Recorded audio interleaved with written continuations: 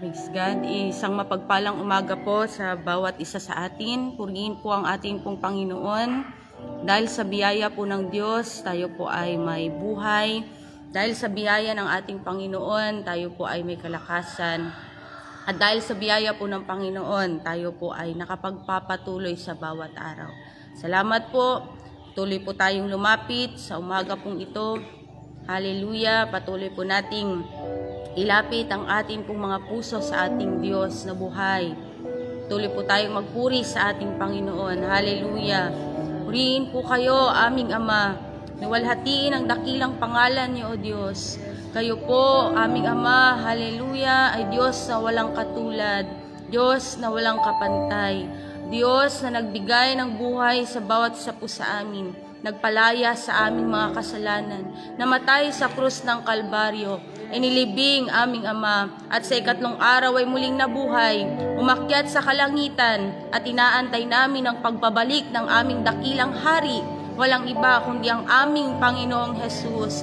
Hallelujah! Salamat po sa umaga pong ito, sa panibagong buhay, panibagong kalakasan, panibagong hininga na pinagkaloob mo po sa bawat isa po sa amin, O Diyos. Hallelujah! Patuloy po naming dalangin sa umaga pong ito. Pakalinisin niyo po kami ng inyong pong banal na dugo. Sa atin niyo po ang aming mga puso, sa aming pong paglapit po sa inyo. Hallelujah. Patawarin niyo po kami sa aming pong mga pagkakasala sa inyo, O Diyos. Hallelujah. Patuloy po tayong magbabad sa presensya ng Panginoon sa umaga pong ito. Simulan natin sa pag-awit sa Panginoon. Hallelujah. Nyayahan natin ang presensya ng banal na Espiritu sa ating pong mga buhay. Hallelujah. Praise your holy name, Jesus. Praise your holy name, Jesus. Sa presensya niyo, banal, ako'y mananahan, mananahan, wala nang iba dapat na patunguhan sa presensya niyong banal. Minsan pa po sa presensya niyong banal, sa presensya niyong banal. Yes, Jesus, ako'y mananahan, mananahan, wala nang ibang dapat na patunguhan sa presensya niyong banal. Naroon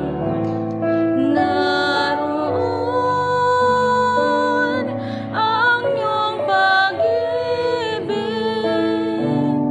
naroon ang yakap niyo, nakikita ko kaluwalhatian niyo sa presensya niyo banal. Minsan pa po sa presensya niyong banal. Hallelujah. Sa presensya niyong banal, ako'y mananahan, mananahan, wala nang ibang dapat na patunguhan sa presensya niyong banal.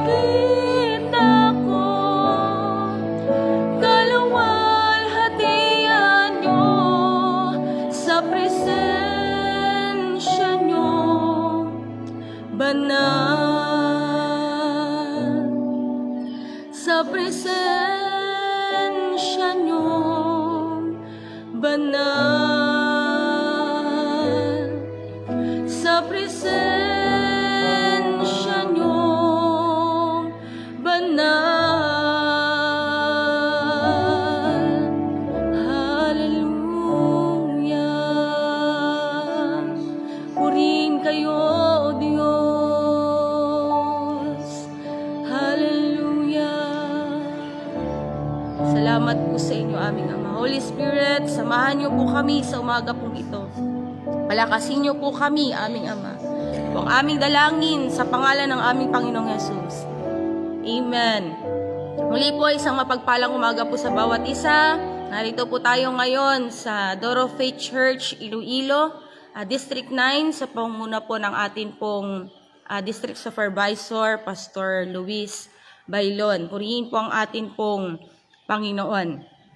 Kaya sa umaga pong ito, pag-aaralan po natin, salita po ng Panginoon, ay simulan natin ang araw na kasama po natin ang Diyos. Amen. Kaya salamat po sa umaga pong ito. Minsan, sa atin pong buhay, madalas, kapag tayo ay nagigising sa umaga, ay maraming kaababalahan na pumapasok sa ating kaisipan. Minsan, pagising pa lang sa umaga, naiisip na natin yung kahapon, yung problema natin, yung pangailangan natin sa buong araw. Minsan pa nga, madalas sa mga kabataan, ay pagising sa umaga, hinahawakan kaagad ay ang cellphone. At nakakalimutan na kung meron mang dapat unahin na lapitan ay walang iba kundi yung nagbigay ng hininga at nagbigay ng buhay sa atin. Walang iba kundi ang Panginoong Jesus. At minsan naman sa mga nagtatrabaho, pagising pa lang sa umaga, naghahabol na po tayo ng oras at nakakalimutan natin kung ano ba talaga dapat nating unahin bago tayo mag-umpisa na gumawa sa buong araw pong ito. Kaya kung maalala po natin si Moises, nung siya po ay sinabihan ng Panginoon, ang sabi po ni Moises ay, Panginoon, hindi po ko aalis sa lugar na ito nang hindi po kayo kasama. Kaya sa atin po, bilang mga anak ng Panginoon, dapat sa umaga pa lang sabihin natin sa Panginoon, Panginoon, hindi po ako magsisimula sa umaga pong ito, hindi po ako gagawa ng anumang bagay sa umaga pong ito, maliban na ako po'y samahan ninyo. Dahil ang sabi ng salita po ng Panginoon sa aklat po ng mga awit, kapitulo 100, chapter 118, verse 24, sabi ng salita po ng Panginoon, ito ang araw na ginawa ng Panginoon. Tayo ay magalak at magsaya dito. Kung ang araw na ito ay galing sa Diyos, ang bawat araw ay galing po sa Panginoon, nararapat lamang na sa umaga pa lang ay unahin na natin ang Panginoon. Kaya sa umaga pong ito, una po ay ano po yung dapat nating gawin? Pagising pala natin sa umaga or before po tayo manood ng FB Live Morning Devotion na pong ito, una dapat nating gawin ay nagkaroon na po tayo ng personal na paglapit sa Panginoon. Unahin natin ang ating Diyos. Sa aklat po ng Mateo chapter 6 verse 33, sabi po ng salita po ng Panginoon, seek ye first the kingdom of God and His righteousness, and all these things shall be added unto you. Madalas, ginagamit natin yung sa gawain ng Panginoon. Unahin ng Panginoon pagka linggo, pagka may prayer meeting. Pero nakakalimutan natin na dapat sa bawat araw ginagamit natin yung verse po na yun o yung salita ng Panginoon na yun, na dapat umaga pa lang pagising na natin, we must seek first the righteousness and the kingdom of our Lord. Sabi pong ganon, lahat ng bagay idadagdag, lahat ng kaabalahan, lahat ng mga worries natin, lahat ng mga pag-aalala natin, lahat ng mga bagay na inaalala natin sa mundo pong ito, alam na po ng Panginoon yun. Kaya dapat umaga pa lang, unahin na natin ang Panginoon. Dahil ang totoo, ang buhay po natin ay galing sa ating Diyos.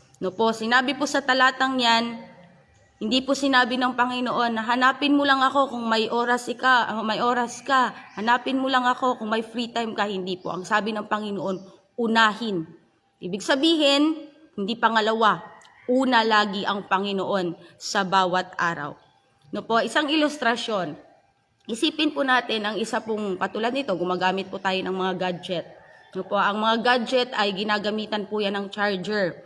Electricity man yung ginagamit natin o solar man, nangangailangan talaga yan ng pagcha-charge o pagkakarga. Isipin po natin ang buhay ng isang tao na walang paglapit sa Panginoon.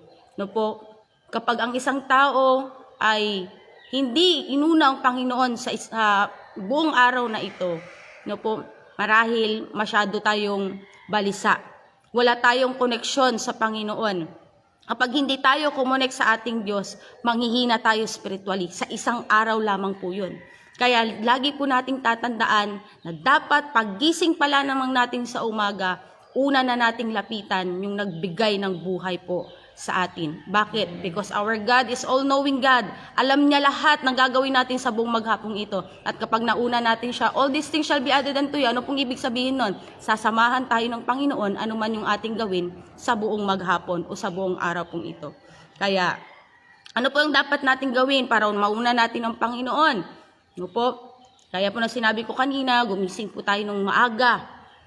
Magbasa tayo ng salita po ng Panginoon, magkaroon po tayo ng personal na pagpupuri sa atin pong Diyos, magkaroon tayo ng paglapit sa banal na spirito, dahil ang banal na spirito ang magtuturo sa atin kung ano ba talaga ang mga bagay na nakalulugod sa atin pong Panginoon. Sabi ng salita po ng Panginoon, sa aklat po ng mga awit, chapter 5, verse 3, sa umaga ay dinirinig mo ang aking tinig. Kaya sa umaga pa lang po, inaantay na ng Panginoon yung atin pong paglapit sa Kanya. Kaya ngayon po nakikita po ito ng Panginoon, yung atin pong morning devotion pong ito, at natutuwa po ang ating Ama sa Langit dahil umaga pa lang ay nauna na natin ang ating Ama sa atin pong mga buhay. Pangalawa po na dapat po natin gawin sa umaga pa lang, magtiwala tayo sa atin pong Diyos. Sabi po ng aklat ng Kawikaan, chapter 3, verse 5 to 6, magtiwala ka sa Panginoon ng buong puso. Buo. Wala pong division. Wala pong pagkakahati, kundi buo. Ipagkatiwala natin sa Panginoon lahat ng bagay. No po, minsan puno tayo ng mga alalahanin, mga takot at pag-aalinlangan. Pero ang totoo, alam na po ng Diyos lahat ng mangyayari sa buong araw na ito. Kaya kapag naumpisahan natin ang araw natin na konektado tayo sa Panginoon, wala po tayong maipag-aalala dahil hawak ng Diyos yung atin pong mga buhay. Kaya sabi ng aklat po ng awit, chapter 37, verse 5, ihabilin mo sa Panginoon ang iyong lakad. Ihabilin. Ibig sabihin, ipagkatiwala natin sa Panginoon lahat ng ating gagawin. Dahil kapag ipinagkatiwala natin sa Panginoon lahat po ng ating gagawin sa buong araw na ito, tiyak, magbibigay kaluguran sa Panginoon. Ano man yung ating ginagawa, at nagtatrabaho man tayo, naglilingkod man tayo, full-time worker man tayo, o nagtatrabaho tayo sa labas, nag-aaral tayo, ano man yung ating housewife, ano pa man yung ating ginagawa, lahat yan ay magbibigay kaluguran po sa Panginoon kapag ipinagkatiwala natin lahat ng ating ginagawa. Kasama ng banal na spirito, lahat ay magbibigay kaluguran sa atin pong Panginoon. Kaya sa umaga pong ito, sabihin natin sa Panginoon, bagamat nandyan po kayo sa inyo pong tahanan, mula sa inyo pong puso, sabihin po natin sa Panginoon, Ama, ipinagkakatiwala ko sa iyo ang araw na ito. Muli po, sabihin natin mula sa atin pong mga puso ng may pananampalataya, sabihin natin, Ama, ipinagkakatiwala ko sa iyo ang araw na ito. Purihin po ang atin pong Panginoon. Pangatlo po ay lumakad tayo sa lakas ng Diyos. Ulitin ko po, pangatlo ay lumakad tayo sa lakas ng Diyos. Sabi po ng aklat po ng Zechariah chapter 4 verse 6, no po, not by might nor by power, but by the Spirit saith the Lord of hosts. Dahil ang lakas na meron ng isang tao ay hindi galing sa sarili nating kalakasan. Ang lakas na meron tayo kung bakit po tayo nakapagpapatuloy sa bawat araw ay hindi dahil sa ating mga sarili. Walang nanggaling sa atin. Kahit hibla ng ating mga buhok, wala pong nanggaling sa atin. Yung mga mata, ilong, bibig, lahat walang nanggaling sa atin. Lalo na yung ating pong buhay. Hindi po ito sa atin. Kaya sabi ng salita ng Panginoon, no po, hindi daw sagan ng lakas natin. Kasi marami po sa panahon natin ngayon, nagtitiwala sa sariling kalakasan. Kaya pagdating at the end of the day, nagkakaroon ng disappointment. Nagkakaroon ng, tawag po nito, ng kalungkutan sa buhay. Bakit? Dahil gumagawa sa sariling lakas. Kaya ang nangyayari, nanghihina. Dahil sabi ng salita ng Panginoon sa aklat po ng Filipos, chapter 4, verse 13, lahat ng bagay ay aking magagawa sa pamamagitan niya. No po, sinabi po yan ng Apostol Pablo nang siya po ay nakatanikala. Sabi niya, lahat ng bagay ay aking magagawa sa pamamagitan niya. Bagamat sa ganong kalalagayan ni Apostol Pablo, nakita pa rin natin na hindi siya nawala sa paglakad sa lakas na binibigay ng Panginoon. Bagamat nandun siya sa kahirapan o nandun po siya sa panahon na siya ay nasa pagsubok kasi nakatanikala siya. Wala siyang pwedeng gawin. Pag sinabing nakatanikala, parang sa isang preso, nakakulong. No po, yung sa preso, malaya pa nga eh. Yung sa kanya talaga, tanikala. Pag sabing tanikala, nakatali po talaga yan. At hindi lang basta tali na nakikita natin sa panahon natin ngayon eh. Pag sinabi pong tanikala, bakal po yun na itinatali, paa at kamay. Kaya wala po siyang pwedeng magawa ng panahon na yun. Pero dahil siya ay nagtitiwala sa lakas ng Panginoon, bagamat nandun siya sa kalalagayan na yun, malakas no po yung kanya pong spiritual dahil nagtitiwala siya sa magagawa ng Diyos at hindi sa sarili niyang lakas. Kaya nakapagpadala pa po siya ng mga sulat sa mga iglesia at nakapagpalakas pa ng mga iglesia. No po, purihin po ang Panginoon kapag nagtitiwala tayo sa lakas ng Diyos, kailanman hindi po tayo mabibigo. Kailanman hindi po tayo iiwan ng Panginoon, pagtatagumpayin po tayo ng atin pong Diyos. No po, kaya sa mga nanonood po ngayon, alam ko po, meron po sa atin dito, napapagod tayo sa ating mga trabaho, napapagod tayo sa ating mga pamilya, napapagod tayo sa mga responsibilidad sa araw-araw. Siyempre, yung ating pong physical na pangangatawan pong ito, may limitasyon po yan. Pero lagi po nating tatandaan, hindi po tayo nag-iisa. Hindi tayo iniwan ng Diyos na mag-isa. Kasama natin ang Panginoon. Magtiwala po tayo sa kalakasan na ibinibigay ng Diyos. Kaya salamat po sa salita ng Panginoon.